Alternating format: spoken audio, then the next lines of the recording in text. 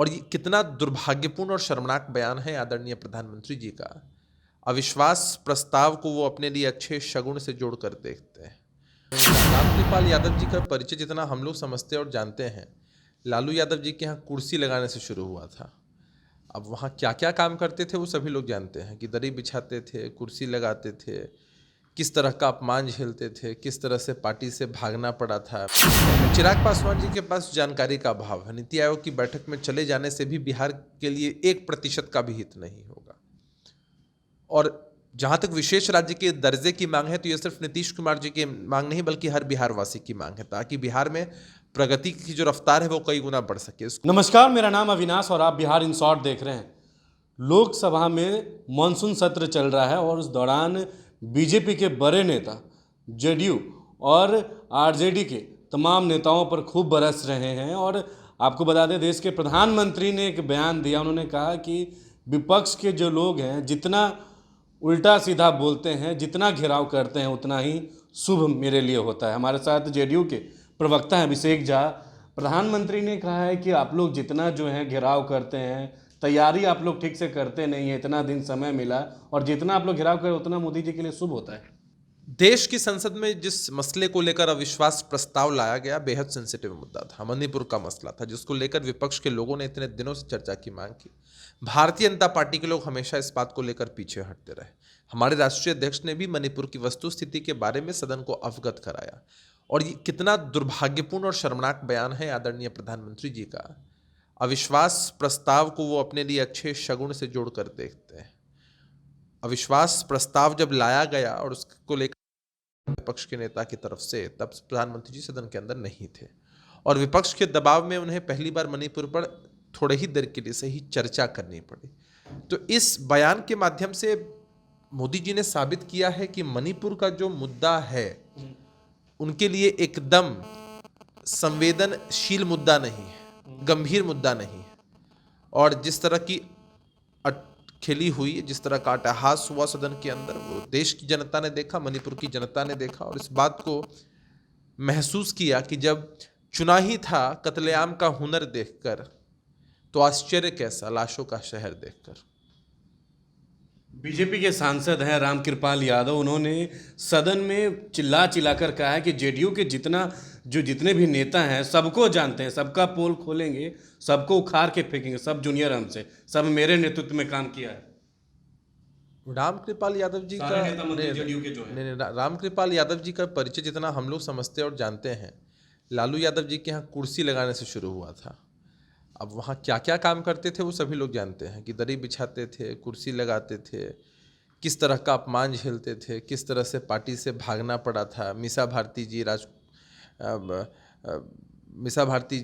लालू परिवार जी की तरफ से जब, या आरजेडी की तरफ से जब बनाई गई थी उम्मीदवार, तब किस तरह की स्थिति इनकी हुई थी। तो ये ज्ञान न दें, प्रवचन न दें तो ही अच्छा है। इनकी राजनीतिक हैसियत और बिसात क्या है और किनकी कृपा पर इन्होंने आज तक राजनीति की, वो सबके सामने। सभी बोल रहे हैं जूनियर है हमसे, जितने भी जदयू के नेता मंत्री हैं। अरे अब कह दे कि लालू प्रसाद यादव भी जूनियर है, कह दे कि नीतीश कुमार, बोलने में कुछ लगता है। हम तो बता रहे हैं कि उनकी राजनीतिक हैसियत कहाँ से शुरू हुई और आज क्या है और किसकी कृपा पर राजनीति करते हैं, उससे कोई फर्क नहीं पड़ता है। सवाल एक और लेंगे। चिराग पासवान जिस तरीके से कल पहुंचे थे पटना और आप लोग को लेकर जो आप लोग विशेष राज्य की दर्जा की मांग की बात करते हैं, उसको उन्होंने कहा है कि मुख्यमंत्री व्यक्तिगत विरोध में नीति आयोग की बैठक में नहीं जाते, जिसके कारण से आज तक बिहार को स्पेशल स्टेटस का जो है मांग उसको पूरा नहीं हुआ। 33 साल से दोनों भाइयों का सरकार है और ये व्यक्तिगत जो है आपसी रंजिश के कारण ये सब नहीं हो गए। चिराग पासवान जी के पास जानकारी का अभाव है। नीति आयोग की बैठक में चले जाने से भी बिहार के लिए 1% का भी हित नहीं होगा। और जहां तक विशेष राज्य के दर्जे की मांग है तो यह सिर्फ नीतीश कुमार जी की मांग नहीं बल्कि हर बिहार वासी की मांग है, ताकि बिहार में प्रगति की जो रफ्तार है वो कई गुना बढ़ सके। इसको हमेशा सही और उचित प्लेटफॉर्म्स पे कई बार उठाया गया है, आंदोलन तक हुए हैं इसको लेकर के। लेकिन चिराग पासवान जी का बयान इस मसले को लेकर बेहद नकारात्मक और निराशाजनक है। चाटुकारिता की राजनीति में वो इस कदर आगे बढ़ चुके हैं कि उनके लिए प्राथमिकता बन चुका है। चिराग मॉडल की बात करते हैं और कह रहे हैं आप लोग की पार्टी जो है तीसरे नंबर की पार्टी बनी है। चिराग एक बड़ा फैक्टर ये कौन सा चिराग मॉडल है जो बिहार के हक और हुकूक की बात नहीं कर सकता है। मैं चुनौती देता हूं उनको कि बिहार फर्स्ट, बिहारी फर्स्ट की बात करते हैं, उसके मैनिफेस्टो में इस बात को लागू करते हैं कि बिहार को विशेष राज्य का दर्जा नहीं मिलेगा, फिर भी वो बीजेपी की चाटुकारिता करते रहेंगे। उसी चिराग मॉडल, उन्हीं की पार्टी के द्वारा समर्थित एक भी उम्मीदवार मुखिया तक का चुनाव नहीं जीत सकते हैं। खुद चिराग पासवान जी भी नहीं जीत पाएंगे। जो गठबंधन का नाम रखा गया है इंडिया, उसको लेकर भी चिराग पासवान ने कल कहा कि जितने अहंकारी लोग हैं इस गठबंधन में, इसीलिए ये जो है घमंडिया गठबंधन है, इंडिया गठबंधन नहीं। देखिए, प्रधानमंत्री जी के लिए इंडिया शब्द कभी घमंडिया बन जाता है, कभी ईस्ट इंडिया कंपनी, कभी इंडियन मुजाहिदीन बन जाता है। हम लोगों ने हमेशा कहा है कि 18 सितंबर 1948 को संविधान सभा के सामने बाबा साहब भीमराव अम्बेडकर ने इंडिया दैट इज भारत नाम का प्रस्ताव दिया ना, और सबने इसको स्वीकार किया। इसका मतलब ये लोग बाबा साहब भीमराव अम्बेडकर की विचारधारा के खिलाफ हैं। और इनके कह देने से क्या होता है, देश की जनता ने मन बना लिया है कि भारत और इस देश के विकास के लिए इंडिया के साथ ही रहना है। तीसरे नंबर की पार्टी जो जदयू बनी है, क्या लगता है? तो साजिश चिराग पासवान जी के मॉडल की स्थापना करके, उनका मिसयूज करके भारतीय जनता पार्टी ने अपने ही कैंडिडेट्स को आयातित कर सिर्फ वोट कटवा की भूमिका निभाई और जेडीयू के कैंडिडेट्स को हराया। खैर, उससे क्या फर्क पड़ता है। नीतीश कुमार जी की स्वीकार्यता, उनकी कार्यशैली, उनको चाहने वाले लोग अनगिनत है बिहार में, और आने वाले समय में इसका नतीजा चुनाव के माध्यम से दिखेगा।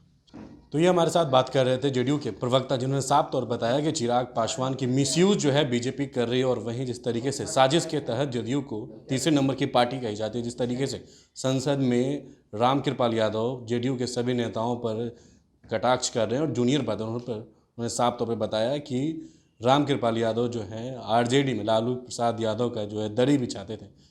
इस खबर में फिलहाल इतना ही है। वीडियो हमारे यूट्यूब चैनल पर देखें, जरूर सब्सक्राइब करिएगा, हमारे फेसबुक पेज को भी फॉलो करिएगा। बहुत बहुत धन्यवाद।